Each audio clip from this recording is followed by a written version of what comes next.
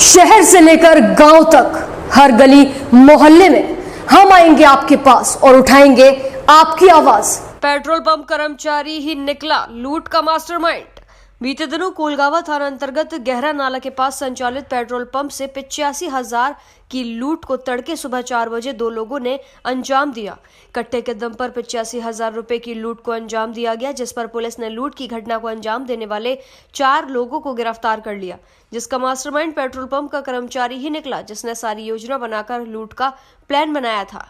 आखिरकार सतना पुलिस ने petrol pump में लूट करने वाले 4 लोगों की गिरफ्तारी की है, जिसमें एसपी धर्मवीर सिंह यादव ने जानकारी देते हुए बताया कि पेट्रोल पंप का कर्मचारी अजीत सोनी पुत्र रामप्रसाद सोनी 35 वर्ष निवासी सिद्धार्थ नगर का है। पुलिस ने बताया कि कर्मचारी ने बबुली गैंग के डकैत से मिलकर लूट की साजिश रची थी। इस सनसनीखेज घटना का खुलासा करते हुए सतना एसपी धर्मवीर सिंह यादव ने बताया कि आरोपी के कब्जे से लूट की घटना में प्रयुक्त 2 मोटरसाइकिल, कट्टा, बका और नकदी बरामद की है। एसपी ने बताया कि 25 फरवरी को तकरीबन 4 बजे बाइक से आए 2 नकाबपोश बदमाशों ने पेट्रोल पंप कार्यालय में घुसकर कट्टा और बका के दम पर 85,000 रुपए की लूट की घटना को अंजाम दिया।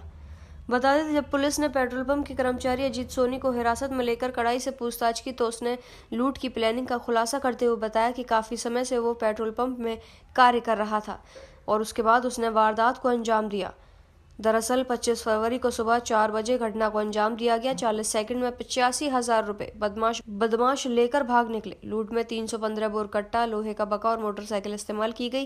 घटना का खुलासा करने में अहम भूमिका निभाई गई साइबर सेल के प्रभारी अजीत सिंह ने। एसपी ने जानकारी देते हुए बताया कि साइबर सेल की मदद से ही आरोपियों तक पुलिस पहुंच पाई है।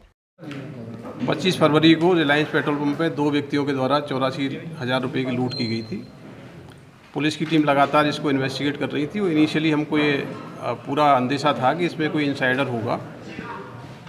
इसके बाद जब इन्वेस्टिगेशन हुई तो पता लगा कि अजीत सोनी जो पेट्रोल पंप का ही एम्प्लॉय है, उसने अपने एक दोस्त नारायण गुप्ता के साथ मिलकर योजना बनाई।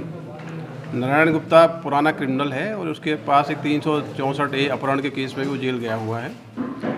नारायण सोनी और पेट्रोल पंप का जो एम्प्लॉय है, इनने मिलकर पूरा प्लान किया, रैकी की और ये बताया गया कि हम लोग अंदर रहेंगे और सुरक्षित तरीके से घटना हो जाएगी, कोई दिक्कत नहीं आएगी।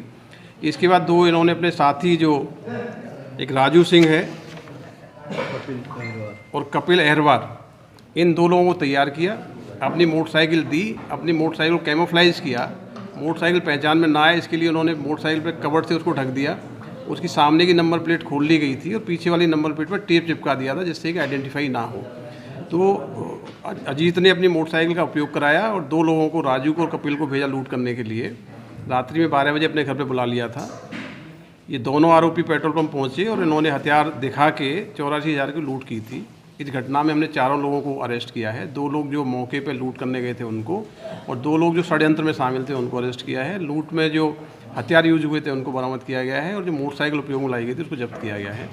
लूट की जो राशि है उसमें से काफ़ी बड़ी राशि बरामद हो गई है। शेष राशि के लिए हम लोग रिमांड लेकर प्रयास करेंगे।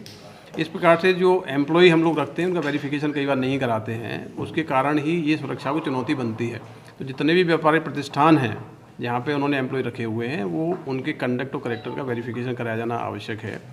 इसके अलावा CCTV जो व्यापारिक प्रतिष्ठान है वो लगाएंगे तो मुझे लगता है कि सुरक्षित वातावरण निर्माण होगा, क्योंकि काफ़ी बड़ी मदद किसी भी क्राइम के डिटेक्शन में आज की तारीख में CCTV रिकॉर्डिंग से, उनके फुटेज से हमको मिलती है। पूर्व में भी इन लोगों का कोई ऐसा रिकॉर्ड था कि इन्होंने कहीं और लूट की? इनमें से जो मेन जो कॉन्स्पिरेसी किया है नारायण गुप्ता, ये बबली कोल गैंग का सदस्य रह चुका है। पूर्व में एक अपहरण की योजना बनाई थी, उसमें थाना धारकुंडी में 364A के केस में जेल रहा था। कपिल पहले पूर्व एक लूट में रह चुका है।